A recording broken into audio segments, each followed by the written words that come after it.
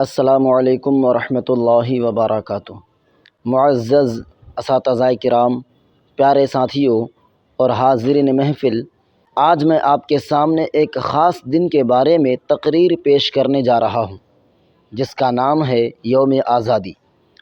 ہم ہر سال 15 اگست کو یوم آزادی مناتے ہیں، کیونکہ 15 اگست 1947 کو ہمارا پیارا ملک ہندوستان انگریزوں کی غلامی سے آزاد ہوا تھا۔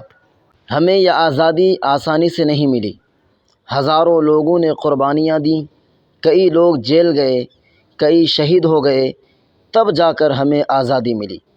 ہمیں چاہیے کہ ہم ان قومی ہیروز کو یاد رکھیں، گاندھی جی، نہرو جی، بھگت سنگھ، اشفاق اللہ خان، مولانا ابوالکلام آزاد اور بہت سے دوسرے جنہوں نے ہماری آزادی کے لیے لڑائی لڑی۔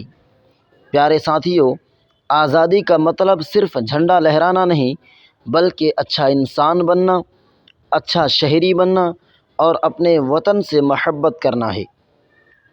ہم سب کو چاہیے کہ ہم ایمانداری، صفائی، محنت اور اتحاد کو اپنائیں اور اپنے ملک کو ترقی یافتہ اور محفوظ بنائیں۔